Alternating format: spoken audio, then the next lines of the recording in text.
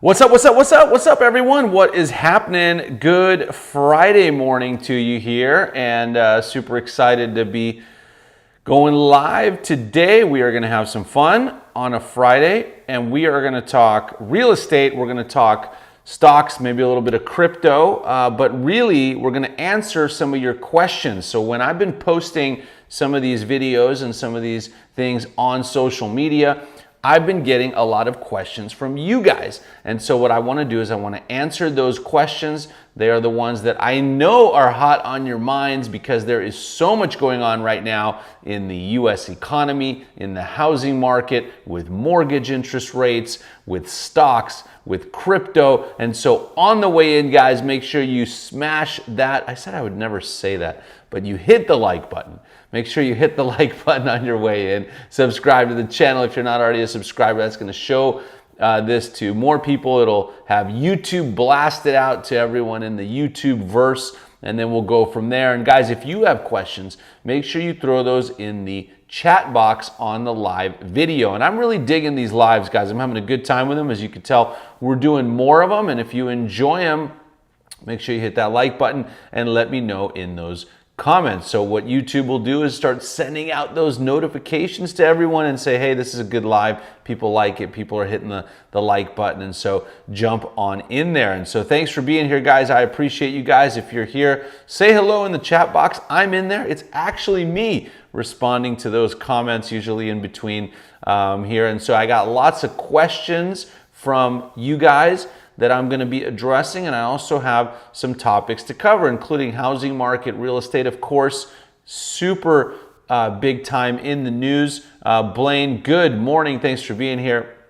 So real estate, of course, housing market, huge in the news right now with everyone kind of, starting to get a little bit concerned. Is it time to raise the flags here and be worried about the housing market, or is it nothing to worry about? The mortgage interest rates, of course, are rising. I talked about that yesterday with the Fed raising the federal funds rate by 50 basis points. Mortgage interest rates are up. And of course, stocks not doing well, continuing to decline, crypto having a hard time. So lots of things going wrong. Is housing somewhere where people are going to put their money? And so let's go ahead and dive in, guys. What I want to talk about first on the shares, I want to show you something about Zillow stock. And I don't particularly care about Zillow, but there's a reason that I want to show it to you. Let's pull up our screen share here, and here we go. Okay, boom. So if we take a look, that is not what I want to show you. Hold on. Let's go to this one. There we go. Okay, this is what I want to show you. Okay, so Zillow stock tumbling as rising rates weigh on housing market outlook. So like I said, I don't particularly care. Let me move myself over. Okay, I don't particularly care about Zillow stock, but what Zillow stock does tell us a little bit is an indication, sign of the housing market. And the CEO of Zillow had this quote right here, which is pretty big time, right? So with costlier mortgages and a shortage of listings, CEO Rich Barton says the market is softening, full stop. Now, I will tell you, there's a little bit of a weird situation happening there in this quote, right? Costlier mortgages, I want to dissect this a little bit. Costlier mortgages, okay, we know that. We know interest rates are up. Shortage of listings. So there's still not enough inventory in the market. He says the market is softening, which is interesting. I mean, that's a curious thing for me because, typically if there is not enough inventory, then the market is not going to soften too much. And I'll also, you guys, give you not just from an analysis perspective, but I'm going to tell you what I'm seeing in the field, because as I mentioned, we have a real estate team that operates in Southern California that sells real estate actively, and then we also have clients all across the US. So I can put my finger on the pulse and see what's going on. So I can kind of tell you what I'm seeing. But let's kind of take a look at what this says. So Zillow stock fell after an underwhelming outlook stoked investor fears that rising mortgage rates will cool the U.S. housing market. And this, by the way, guys, is like the number one question. The number one question that I get is, hey, are rising interest rates going to cool the housing market, right? Because interest rates are going up. We talked about that yesterday. Is that going to cause the housing market to come down, right? And so that's kind of what we're talking about, Will, with Zillow. And here's kind of here's the crux of this. Home sales usually pick up in the spring, but Zillow's outlook indicates that higher mortgage rates and low inventory of for sale homes will finally slow activity. Again, though, I got to tell you that kind of puts us in a weird dichotomy, because if higher interest rates, which we talked about yesterday and we've been talking about on the show a lot, the interest rates are up. So whereas you might have been at like 3%, you're now at like 5%. Higher interest rates, every percent kind of decreases purchasing power about 10%. So if you have that 2% rise in interest rates, are we going to see a pullback in the housing market? Now, if inventory stays low, I gave you this really scientific chart yesterday where I showed you if supply is up, if demand is up here and supply is down here, and then demand pulls back like this, you get a balanced market. You don't necessarily get a decline. Where you get a decline is if you get a convergence, right? So if we see a ton more homes come on the market and then we see demand come down here, and now demand is under supply, now we see that downward pressure on prices. And so that's not really what Zillow is saying here, but what they are saying is definitely very concerning. Now, their stock is way down, so, we'll see kind of what that means. Let's take a look at some other indicators. So one of the things I did want to show you is that the jobs report came out yesterday, and it's better than expected. So, as the U.S. economy continues to come back from the shutdowns, the lockdowns, the pandemic stuff, we are seeing more jobs. So let's take a quick look at this. I love these ads they're showing me. Lululemon. I guess my daughter's been on my computer, but that's beside the point. Or I'm just looking at Lululemon and not telling you guys. All right, so U.S. job growth remained robust in April as the unemployment rate held near its previous low, further underscoring the still tight domestic labor market. And by the way, guys, when we talked yesterday and when we looked at Jerome Powell's report, was that yesterday? One day this week. We looked at Jerome Powell's questions and answers to the Fed raising the federal funds rate. One of the things that he said that I thought was interesting was, hey, the labor market is extremely tight. There are a lot of employers, not a lot of employees. And so the Labor Department released the jobs report this morning. And here are the main metrics that I wanted to show you, right? So non-farm payrolls are up 428,000 versus 380,000 expected. Unemployment rate is let me zoom in on this so we're not seeing all these ads. There we go. Okay, cool. So unemployment rate is 3.6% versus 3.5% expected. So right about the same, way down. Average hourly earnings month over month, 0.3% versus 0.4% expected. So about the same. Average hourly earnings year over year, 5.5%, right? And here's kind of the conclusion here. The U.S. economy has brought back payrolls each month so far in 2022, and April's payroll gains still represented growth well above pre-pandemic trends. So guys, that's a good thing, right? We're bringing back jobs, we're growing the economy, which is exactly what Jerome Powell was talking about in his meeting. Throughout 2019, that's pre-pandemic, payroll growth had averaged about 164,000 per month, and though payroll gains were also lightly downwardly revised for February and March, these increases were still solid on a historical basis. In February, employment grew by 714,000 versus the 750,000 previously reported, while March employment was upwardly revised by 3,000 to reach 428. Now, there's some other interesting stuff in this article. So let's take a look at, here is really the chart, jobs report, right? So obviously here's all of our non-farm payroll.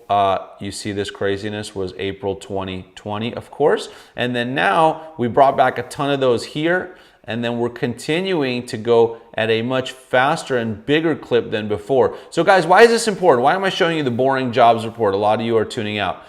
Here's why it's important. Because housing relates always, of course, to jobs, employment, and things like that. So the more people that are employed, the more jobs there are, the higher the wages, then the higher the housing prices, the more demand there is for housing, both on the sales side and also on the rental side. So that's why jobs are so increasingly important, right? And so we always kind of look at this to see kind of what's going on. Here's another really interesting graph that says that the labor force participation is near the lowest it's been since 1977. So that is the percentage of civilian non-institutional population that is working or actively looking for work. That is probably not such a great thing, just so you know. So we only have 61% of people that are working or not looking for work. So not a great thing. But unemployment is way down. So, lots of interesting indicators there. Now, one thing I did say I would cover, and then we'll kind of get to all of these questions, because we want to talk about, the main question here with housing market, real estate, mortgage rates, which is, should you buy now or should you wait? I've gotten this question so many times that I want to devote some time to it and talk about it. But let me show you kind of what's going on as well with the stock market and with crypto. So let's dive into that real quick. We're not necessarily a stock channel. However, I think it's very important because we want to see, where are we? There we go. Okay, because we want to see, what's going on with stocks and what does that show us for everything else, right? So let's take a look at NASDAQ index first. Here's our NASDAQ index continuing to go down big time. So NASDAQ index, there it is. This is the hourly chart. So as you can see, let's do the daily.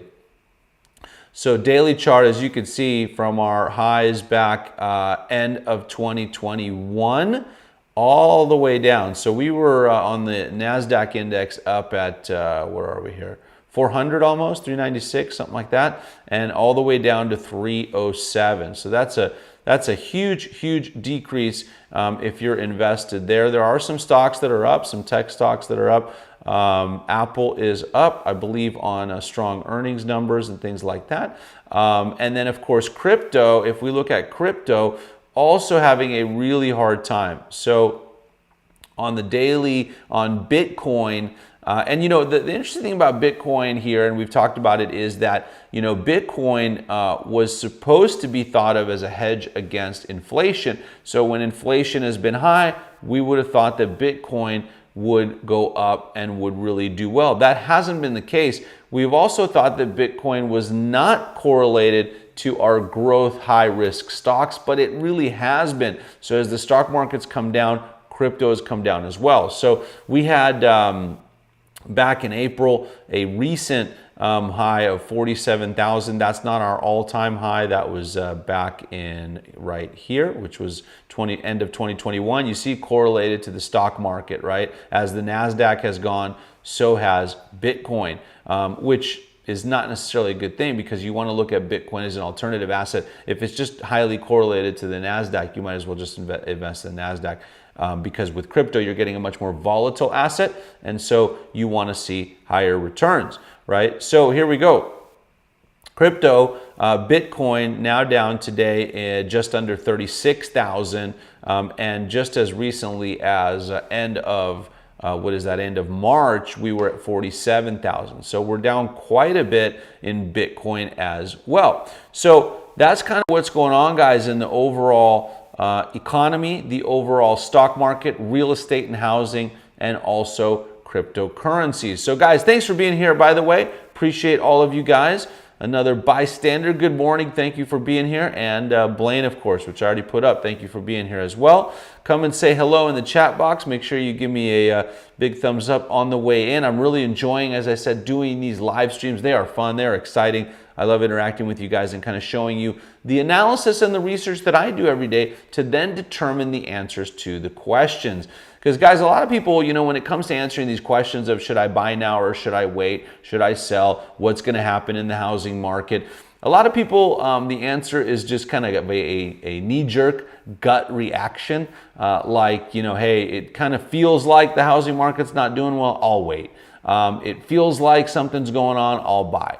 I take a slightly different approach, take an approach based on the analytics, the data, what I am seeing. And when I feel like when I do that, I make the most informed and best decision possible. And that's really my goal, to help you guys out with that. And then if you make that decision, if it's right, great. If it's wrong, listen, you made the best decision you could have with the information that you had. And so if it was the wrong decision based on the information you had, and something happened, then hey, that's just how it goes. Sometimes that's going to happen. But what I've found is that more times than not, if you do it with that good information, then you'll do pretty well. Riva, good morning. Thanks for being here. Let me just type in here. Good morning, everyone. All right. So see, that's actually me. I'm actually typing in there. All right, guys. So now let's answer some questions. So I want to go back to a chart as I answer the question of should you buy now or should you wait? And the chart I want to show you, you're probably getting sick of this chart, but I'm going to show it to you anyway. This is median housing prices. So as I screen share this with you, let's switch to there we go. Okay, so as I screen share this, let me show you what I'm looking at right here, okay? So this is median housing prices, okay? Over the last, since 1963, all right? And why am I showing you this chart? Because I want to give you a zoomed out macro look at the housing market. So people a lot of times will get freaked out, people will go nuts, people will get scared, sometimes rightfully so, because they're looking at a very narrow view of the market. Okay, so have we had bumps in the real estate market? Sure. Have we had declines? Yes. Real estate is cyclical. It's not going to go up forever. Huge year-over-year gains are never sustainable, as you can see based on the chart. And so if you look at this, guys, you'll see some bumps. You'll see a bump back here in 1979. We got another one here. We got another one here in 1990. Then we had a big run up, and then of course we had our 2007 crash, right? That was the subprime mortgage. We had another little bump here that was related to September 11th. So that was an external event, right? Then we had the 2020 situation down here. We had a little bit of a dip based on the pandemic, and then since the pandemic, we have just had this huge run up over the last couple of years.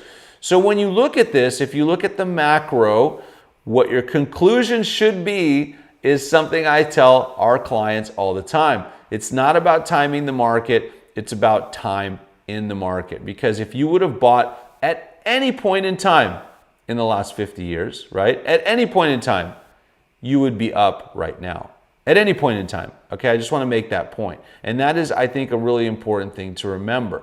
Now, are there better times to buy than others? Sure. Are there better times to sell? Yes. Are there times where you should wait? Probably. But let's take a look at this now on a zoomed in level. Before we do, let's answer some questions. So Riva has a great question. And I'm sorry, the whole thing will not come up on the screen because I think the way that this thing works is it won't pull, anyway, it won't pull the whole question, but I'll read it to you. So Dima, my neighborhood in Dallas is taking off like crazy. It seems unsustainable. Every home is being torn down and rebuilt. So Riva, that is a great example of a neighborhood turning over due to high demand. So if you take Dallas, for example, there are a lot of companies, and this is where, guys, I want to point out real estate is very local. So let's go to this view. Real estate is a very local thing. I showed you the national graph, but at the end of the day, real estate is local to your neighborhood. So you got to look at what's going on in the area. So Riva, Dallas, for example, in your neighborhood in particular, there's so much demand coming into Dallas for housing because a lot of companies are moving into Dallas. A lot of people are moving into Dallas. I was actually just talking to a friend of mine who's moving, and I'm one of them. I moved to the DFW area last year. I have a friend that's moving here from California to Dallas in June, and the cost to ship his cars in 2 months went up by 40%. And I called the shipping guy because he also shipped my cars. I referred him, and I'm like, what the hell's going on? And he goes, listen, he goes, Dima, I'm telling you, First of all, drivers don't want to go to California. Why? Because the gas is ridiculously expensive. Second, the demand to come out of California to other states is huge. No one's shipping cars there. Everyone's shipping their stuff out. And so when demand is sky high, then what happens is the price goes up. So as I said, real estate is very local. So Riva, for you, there's a lot of demand in that area because you have less expensive homes. And guys, pay attention because this might happen in your area too. Less expensive homes, great location.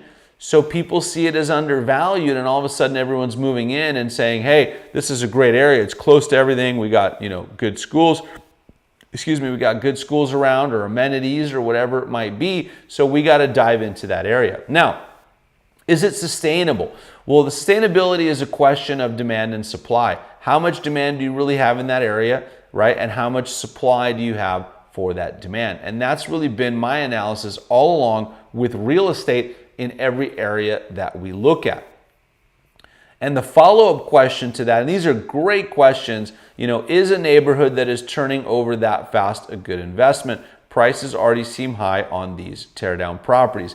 So at a certain point, and this is for everyone, at a certain point, right, what will happen is prices will increase so much on the investment properties or the teardown lots or whatever that the margins on the development won't make sense anymore, and the developers won't buy them anymore. And that has happened many times. So that happened a lot of times in Los Angeles where I live. Let's just say the numbers made sense, and then at some point they didn't, and so the developers stopped buying those. Now, if the price on the end homes continues to go up, then the price on the lots will continue to go up. So I'm just going to give you a super hypothetical. Let's just say there's an area and you can buy a lot for $500,000 and you can build something for $1 million and then sell it for $2 million. You're into the project for 1.5. You're selling it for 2. There's still a $500,000 margin. Well, let's just say hypothetically the price of the lots keeps going up and now these lots are $600,000. But if the price of the house that you could sell goes up to 2.1, you're still in the same spread. Now your percent profit is a little bit less, but you're still there. And so that's the analysis that developers and people like me go through all the time when we're investing. So is it sustainable? Listen, at some point it's got to run out, because what will happen is on the end user, people can't afford to keep paying more and more, especially with higher interest rates. And so it's not sustainable in that sense, but only when the market does that. Right? So hope I answered that question. It's a really good one. Let me go back to this chart, because what I want to show you is an answer to the question, should I buy now or should I wait? Okay, and here's how I'm going to analyze this question. I've talked about this a lot. That starts with, what is your goal? Hold on one second. Let's kind of restart that. So a lot of people will ask, should I buy now or wait? The first question you want to ask yourself when it comes to that is, what is the purpose of your purchase and how long do you intend to hold that property? If you're buying a single family home or a duplex or whatever, and you intend to live in that property for 7 years or more, or hold it for 7 years or more, I want to reiterate this, there has never been a 7-year period in the US housing market where there has been a downturn. So if you bought at any time and you held for 7 years, you're up. Okay, just want to make that point.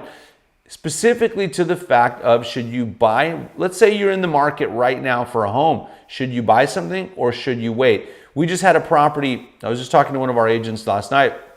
We had a property that they bid on. It was listed for $625,000. The analysis that the agent did told him that was a little high. That was on the high end. That property, I believe they received 17 or more offers on it, and it sold for $725,000 or so. $100,000, 30% over the, or 20%, a little under 20% above the asking price. And that is not uncommon in this market, right? So here's what I want to show you. So let's just say, for example, that we're going to zoom into this a little bit, okay? Let's just say, for example, that you were somewhere in this area, and the talk I gave you guys, or example I gave you yesterday is, we bought our first house with my wife early 2004, okay? So let's just say hypothetically that was you, and you said, okay, I'm gonna wait. I'm gonna listen to all the folks that are saying, wait, wait, wait. Because at this time in 2002, 3, 4, everyone was saying, wait, don't buy. The housing market is going to crash. But here's the thing. No one actually knows when the housing market is at its peak. No one knows when it's at its bottom. It's like stocks. I mean, listen, if I knew, we probably would not be on this YouTube video because we'd be on a beach somewhere. Make sense? No one knows when those things are. We're all kind of guessing and predicting based upon the data. So if you would have waited, right, what are the chances that you would have waited all the way until 2009 when we were at the bottom?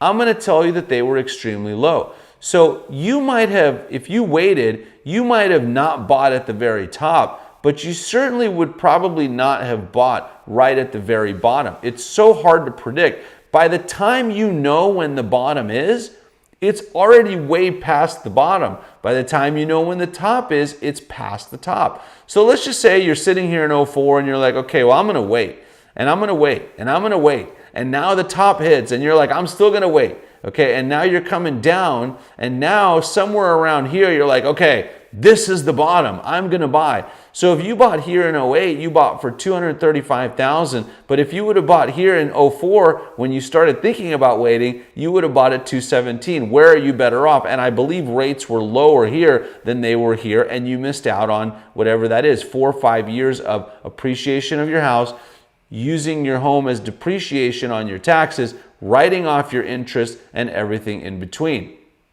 So, is it a good idea to wait sometimes? Sure, there are times when it might be a good idea to wait, but in most cases, time in the market supersedes trying to time the market, right? Especially with interest rates rising. So I expect interest rates to continue to go up. Let's put up the interest rate chart. Interest rates, 30-year mortgage rates, because I want to show you this in connection with the mortgage rates. Here we go. Okay, in connection with the mortgage rates. So when you look at the mortgage rates, there we are. Here, okay, guys, what you see is 5.27%. Yes, we were at under 3%. You did not get that rate. You're not going to get that rate again for a long time. What's going to happen next in mortgage rates? Probability-wise, they're probably going to be higher. So again, if you can lock in 30-year fixed interest right now, and maybe you refinance that later, or maybe you take an ARM right now, and then you refinance it into a 30-year fixed if rates come down. But the moral here is if you wait, rates are going to go up, so now you're paying more. Now you need the market to come down even further to break even or to make sense. So bottom line for me is, if you're buying a single family home, you intend to stay there or keep it for more than 7 years, there is no reason ever to wait on the market, because you never know. If the market goes up another 10% year over year, you just lost out on that appreciation. Now it's got to come way down for it to make any sense. And who knows when that bottom is. If you're buying an investment property, it's a little more complex. You definitely want to make sure you build the margin in, and you understand that you either need to hold it and rent it out, and rents are really high,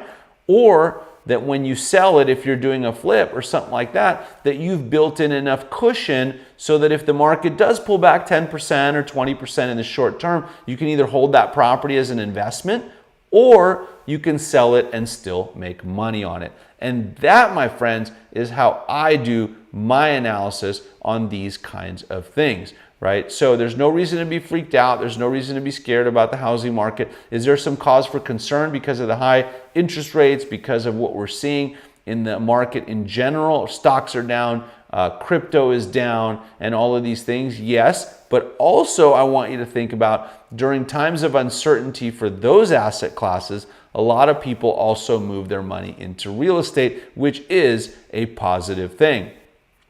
Guys, I want to thank you for your questions here. I'm answering them in the chat. We're talking. It's Friday. It's a good day. Yesterday was Cinco de Mayo. Hope you guys had a lot of fun there. We got the weekend coming up. Lots of news, lots of interesting stuff in the real estate market and in everything that's going on. I hope you'll consider subscribing to the channel. If you're not already a subscriber, make sure you hit the thumbs up on all the videos so that YouTube shows this to more people. Hope you guys have an awesome Friday and a great weekend, and I'll chat with you soon.